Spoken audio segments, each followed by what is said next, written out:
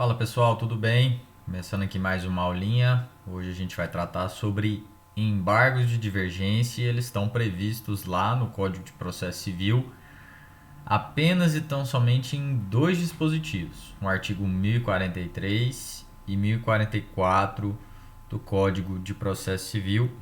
E aí a gente já inicia com a leitura do caput do artigo 1043, que vai dizer que é embargável o acórdão de órgão fracionário que aí nós vamos ter três incisos dizendo, né, quais são esses acórdãos embargáveis e especificando essas hipóteses de cabimento. Mas esse recurso aqui, a princípio, é um recurso de fundamentação livre, ok?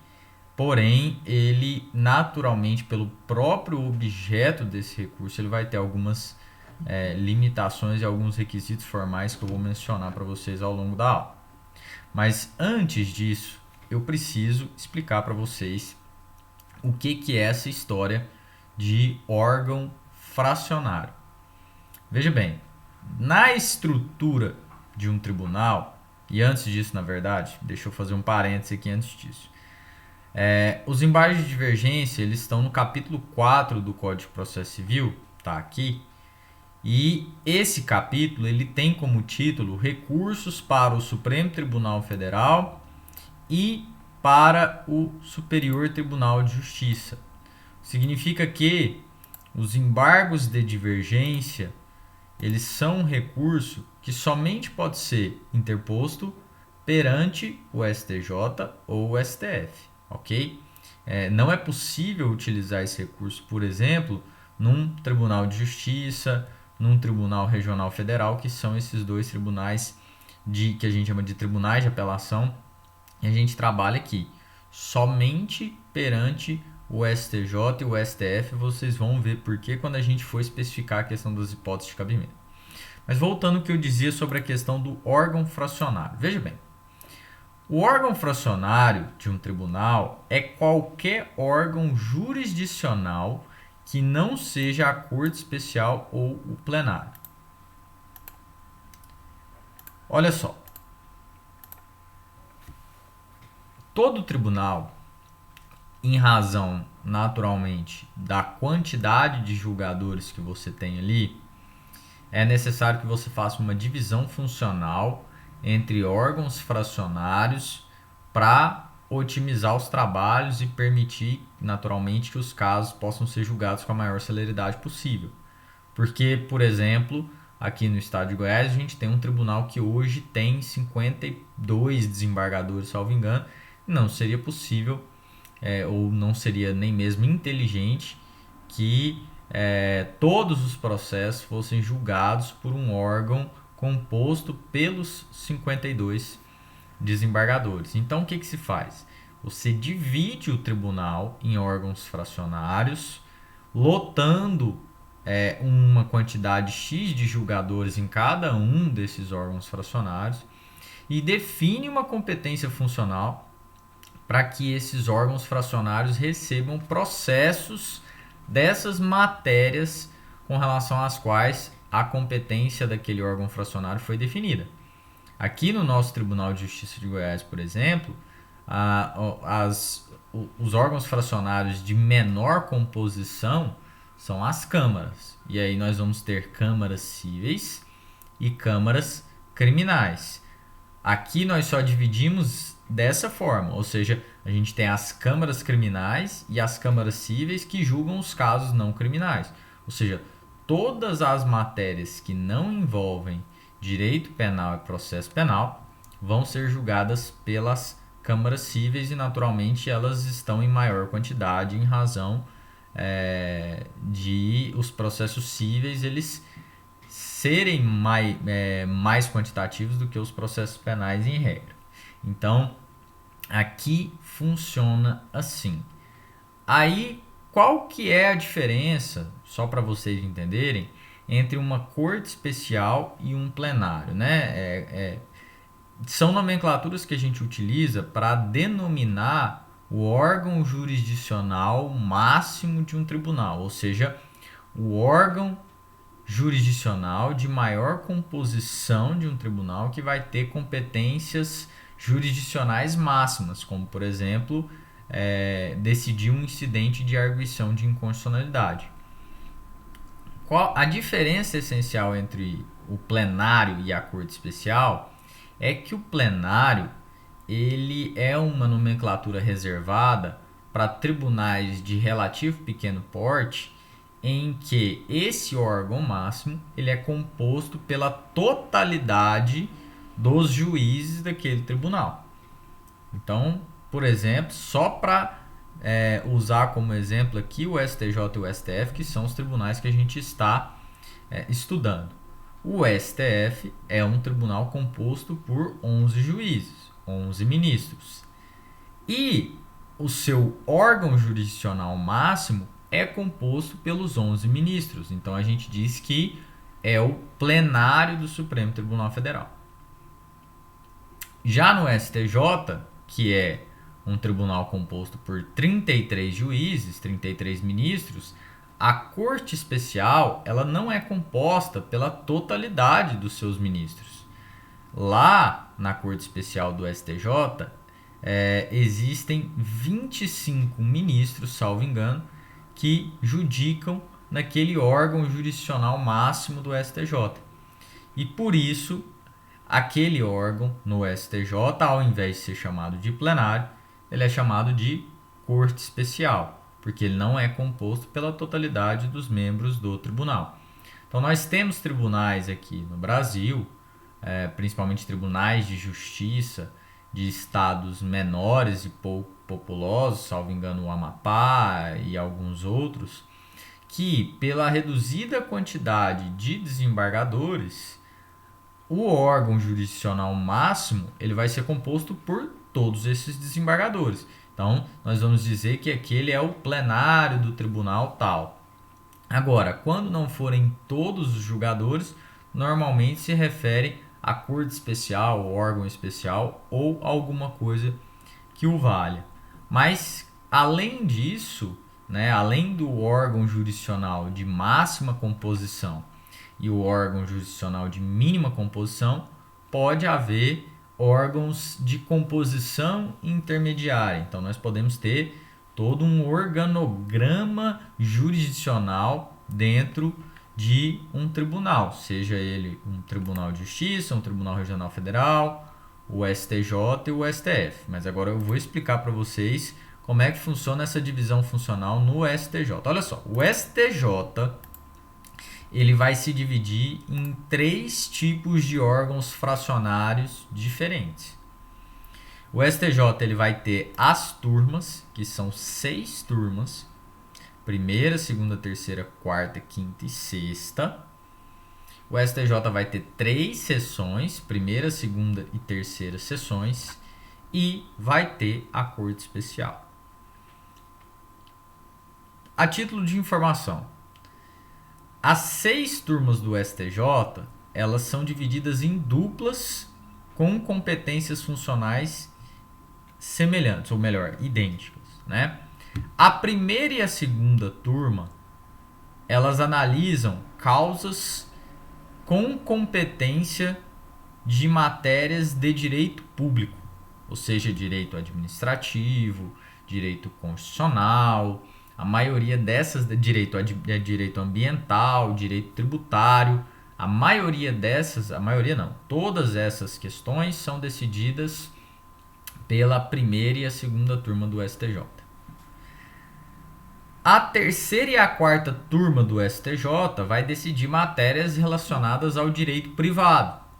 E aí a gente vai ter, por exemplo, o direito civil, a gente vai ter o direito comercial, empresarial, que são as 2 grandes matérias aí do direito privado. E a terceira e a quarta turma vão analisar basicamente questões relacionadas a direito privado. E a quinta e a sexta turma vão analisar matérias relacionadas ao direito criminal. Ou seja, a princípio, não, você não tem como ter, por exemplo, uma matéria de direito penal, um habeas corpus, por exemplo, sendo decidido pela primeira turma ou pela terceira turma do STJ. sempre vai ser a quinta e a sexta turma do STJ que vão decidir matérias de direito criminal. Agora, claro, por exemplo, é possível que você tenha matérias de direito processual civil sendo decidida pela primeira, segunda, terceira e quarta turma. Porque como essas turmas elas decidem matérias não criminais, elas vão aplicar o Código de Processo Civil. Então você pode ter aí matérias de direito processual sendo decididas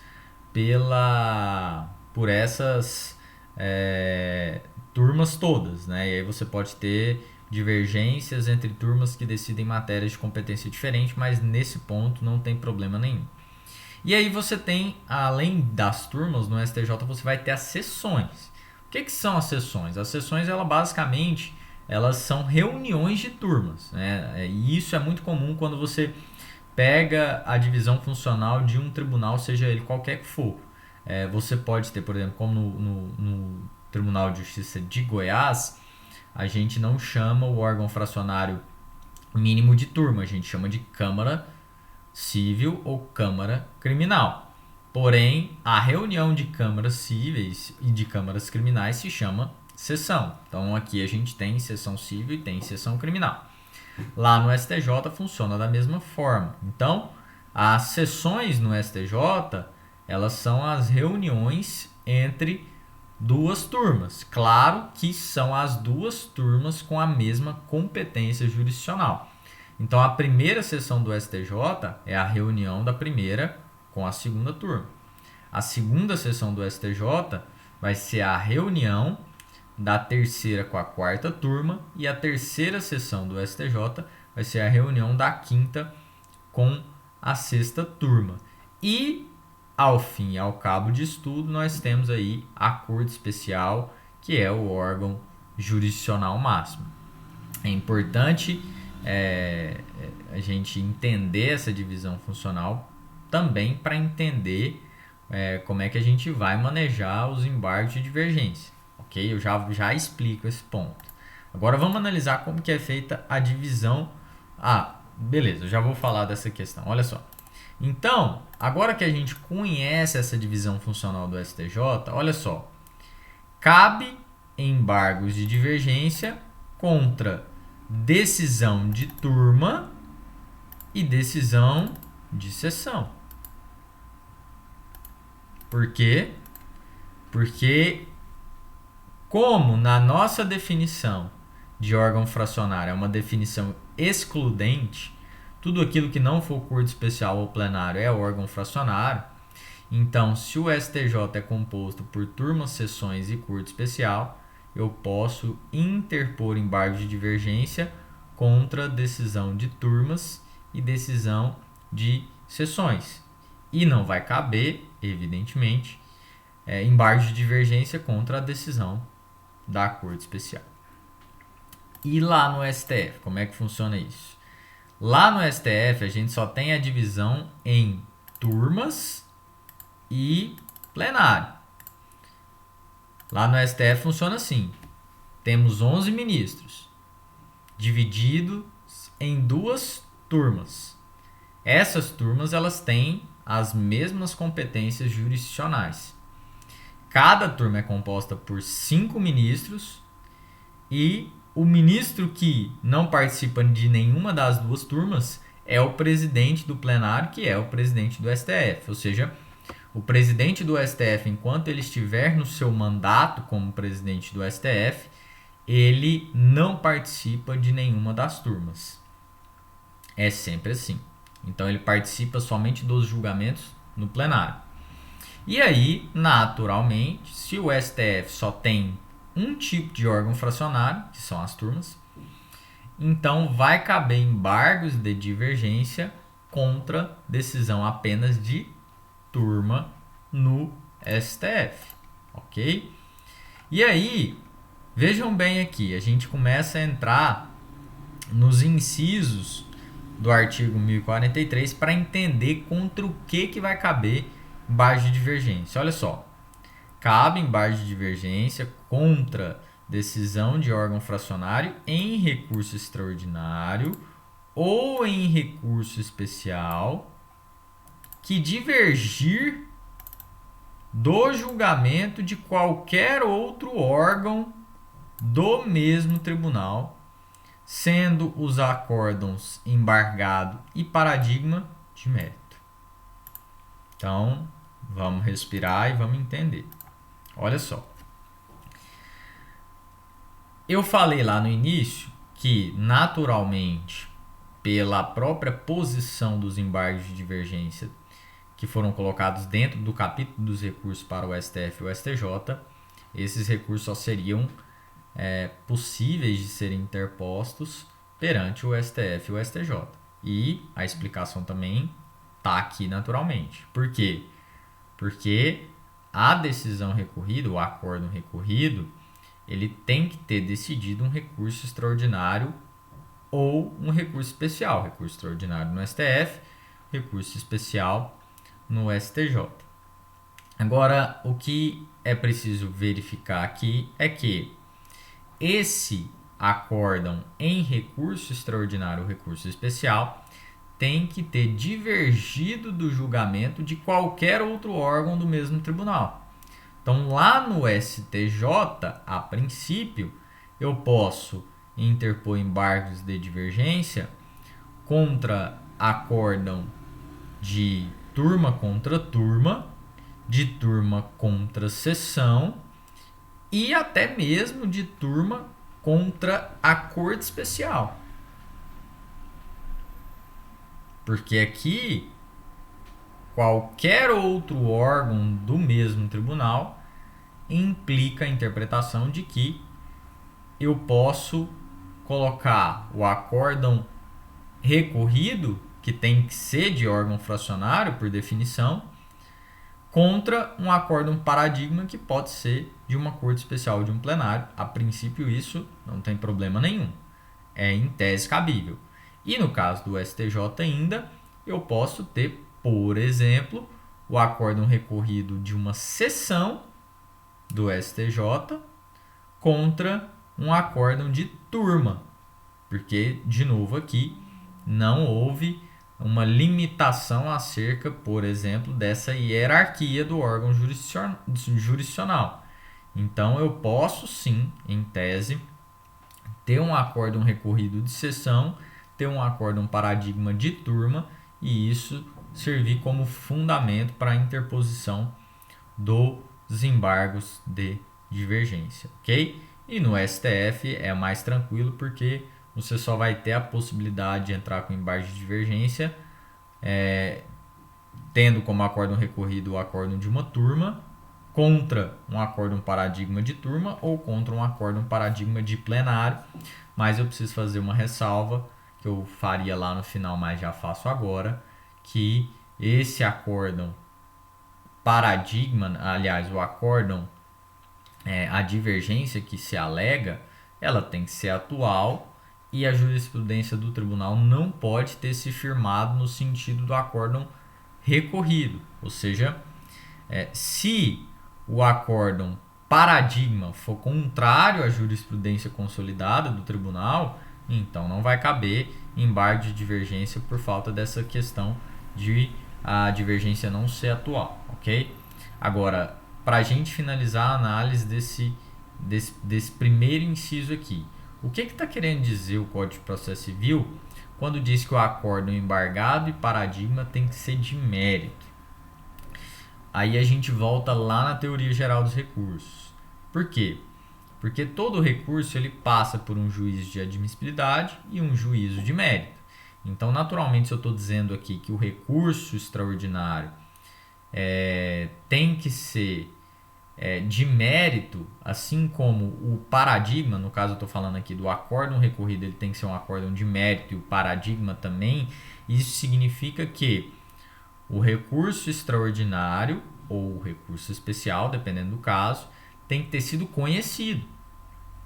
Porque se ele não foi nem conhecido, não cabe embargo de divergência com base no 1043, inciso 1. Porém, quando o código foi aprovado, o inciso 2 trazia a hipótese justamente de conhecimento quando se tratasse de questões relativas ao juízo de admissibilidade.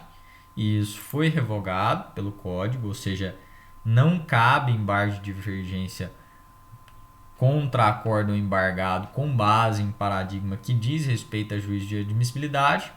Foi uma questão de política legislativa. Claro que houve um lobby do próprio STJ para impedir essas hipóteses, do STF também, porque isso abriria oportunidade para inúmeros recursos que, como se diz, ficariam muito pesados para o tribunal analisar.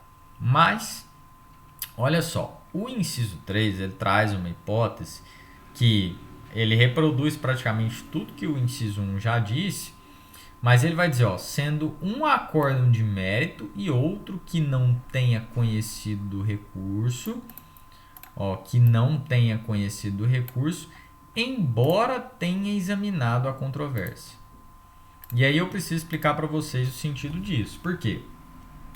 No STJ e no STF, não é raro que, embora os recursos não sejam conhecidos, a matéria de fundo seja efetivamente analisada. Isso é muito comum da gente ver. Inclusive, existe, não só no STF e no STJ, mas nos tribunais brasileiros em geral, uma tecnia muito grande nessa questão de formulação do dispositivo da decisão, porque muitas vezes os recursos eles estão sendo conhecidos na prática, estão sendo examinados no mérito, mas ainda assim se diz que eles não estão sendo conhecidos. Então, esse inciso ele veio justamente para permitir a interposição do embargo de divergência nessas hipóteses por uma compreensão de que, em que pese o dispositivo diga que o acórdão não foi conhecido, e assim isso impediria a interposição do embargo de divergência pelo inciso 1, porque exige que o acórdão seja de mérito, na verdade, aquele recurso que não foi conhecido foi decidido no mérito. Então, nessas hipóteses, ainda que não conhecido o recurso, se houve uma análise de fundo da matéria, então você pode usar ele como um acórdão paradigma ou recorrido, não tem problema, né? Então, vejam bem, temos que ter um acórdão recorrido, evidentemente. Esse acórdão recorrido tem que ser em recurso extraordinário ou recurso especial, mas nós podemos ter aqui um acórdão paradigma que vai ser prolatado em qualquer órgão do mesmo tribunal. Ou seja, evidentemente eu não posso aqui alegar divergência entre o STF e o STJ, tem que ser uma divergência interna ou do STF ou do STJ para que esse recurso seja cabível. E agora a gente passa a analisar o requisito do cotejo analítico. Porque o embargo de divergência, de certo modo, ele se assemelha muito àquilo que eu expliquei acerca do recurso especial que é cabível com base no artigo 105, inciso 3, a linha C do Código da Constituição Federal, que é o recurso especial cabível com base em indicídio jurisprudencial.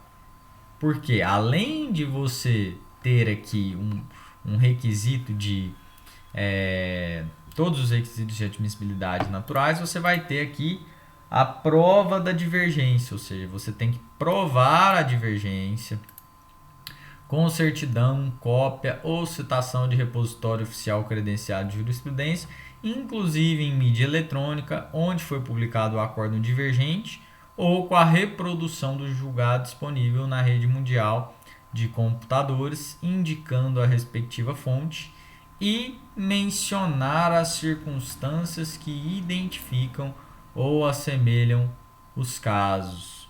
Ou seja, é necessário realizar aqui o cotejo analítico entre o acórdão recorrido, ou melhor, embargado, e o acórdão paradigma. Lembrando daquele quadro que eu fiz em sala de aula, dizendo, olha, você deve pegar os fatos e fundamentos jurídicos principais do acórdão recorrido e compará-los com os fatos e fundamentos jurídicos principais do acórdão paradigma para demonstrar que são situações de fato semelhantes e que deveriam receber a mesma solução jurídica, e isso é um requisito de regularidade formal do seu embargo de divergência, sob pena dele não ser conhecido. Tá? Bom, agora, para a gente caminhar para o final aqui da questão dos embargos de divergência. Vejam bem, o parágrafo 1º do artigo 1043 vai dizer que podem ser confrontadas teses jurídicas contidas em julgamentos de recursos e ações de competência originária. Isso aqui significa, pessoal, em outras palavras, que o acórdão paradigma ele não precisa necessariamente ter sido um acórdão em recurso especial ou recurso extraordinário. O acórdão paradigma, pelo parágrafo 1º, pode ter sido um acórdão prolatado em habeas corpus, por exemplo. Pode ter sido um acórdão prolatado em mandado de segurança. Pode ter sido, eventualmente, um mandado de injunção. Qualquer ação de competência originária. O acórdão recorrido, não. Esse está muito claro que tem que ser em recurso especial ou recurso extraordinário. Agora, o acórdão paradigma, não necessariamente. O acórdão paradigma, você pode confrontá-lo com um acórdão de competência originária. Esse é um dentre vários dispositivos do Código de Processo Penal que vieram para superar uma jurisprudência defensiva nos tribunais superiores, porque nem o STJ nem o STF nunca admitiram, pelo menos no regramento anterior, a interposição de embargo de divergência, tendo como acórdão paradigma ações de competência originária. Nunca admitiu. E, salvo engano, continua não admitindo. Mas, para todos os efeitos, o Código admite sim essa interposição. Então, você pode utilizar como acórdão paradigma acórdãos prolatados em ações de competência originária. Além disso, parágrafo 2º, a divergência que autoriza a interposição de embargo de divergência pode verificar-se na aplicação do direito material ou do direito processual. Ou seja, aqui eu posso discutir tanto questão de direito processual. O que é a questão de direito processual, pessoal? É você discutir, por exemplo, a interpretação e aplicação do Código de Processo Civil. Apenas então somente isso. Então, aquele exemplo que eu citei em sala de aula, se é possível dilatar o prazo para que a Fazenda Pública apresente, em sua impugnação ao cumprimento de sentença, a planilha de cálculos ou indique qual o valor que entende correto, e isso é uma questão de direito processual, contra a qual pode caber o embargos de divergência. Agora, questão de direito material é aquilo que a gente sempre fala, tem direito ou não tem direito? É questão de a indenização por dano moral é cabível ou não nesse caso? Inclusive, a gente poderia, por exemplo, imaginar um exemplo aqui de divergência entre acórdãos na fixação de valor de danos morais em situações semelhantes. Poderia ser um caso de interposição de embargos de divergência. Então, aqui não existe limitação cognitiva quanto às matérias, se são matérias de direito material ou de direito processual. E o que é interessante perceber é que se eu posso interpor embargos de divergência relativos a matérias de direito processual, então eu posso ter no STJ, por exemplo, divergência entre a primeira e a segunda turma, mas posso ter também entre a primeira e a terceira, a primeira e a quarta e assim por diante. Só não vou ter, obviamente, divergência contra acórdãos da quinta e da sexta turma, porque essas tratam de matéria penal.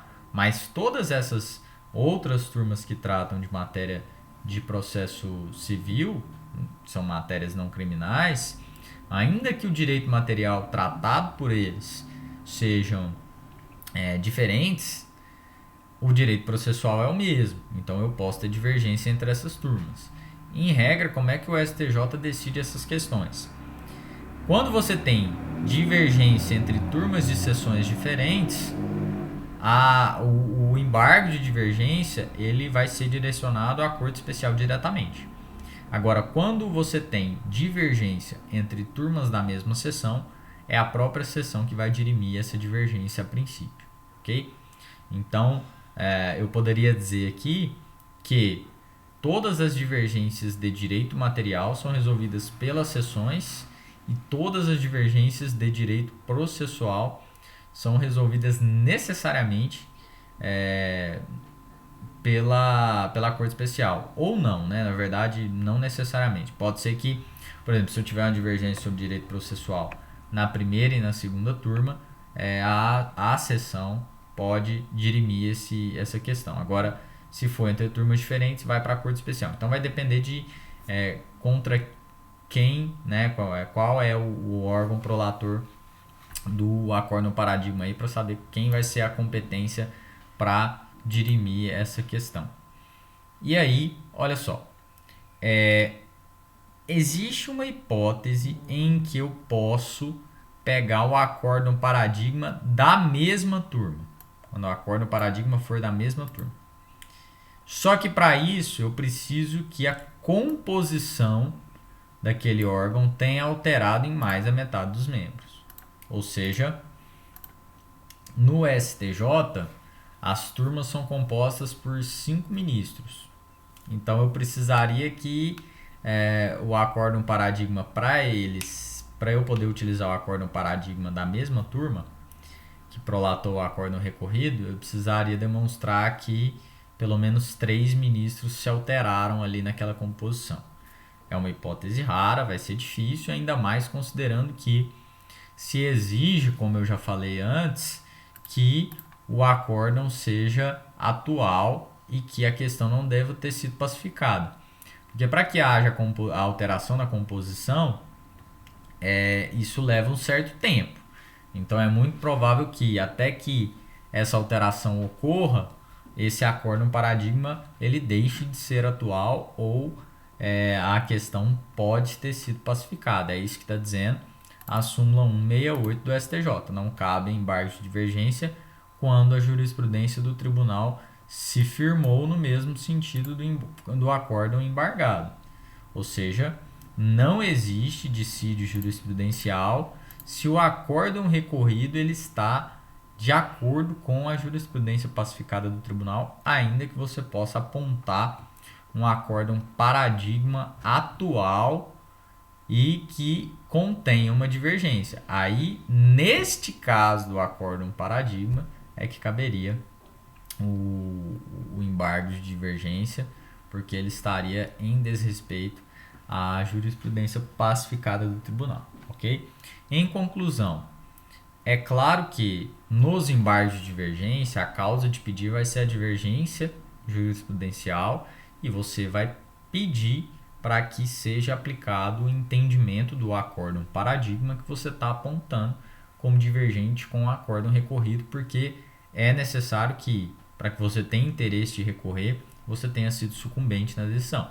Então você vai pegar um acórdão que não foi favorável a você e vai apontar um acórdão que entende de maneira favorável ao que você quer. E aí você pega isso e fala que quer que seja aplicado o entendimento do acórdão recorrido, o acórdão paradigma, melhor dizendo.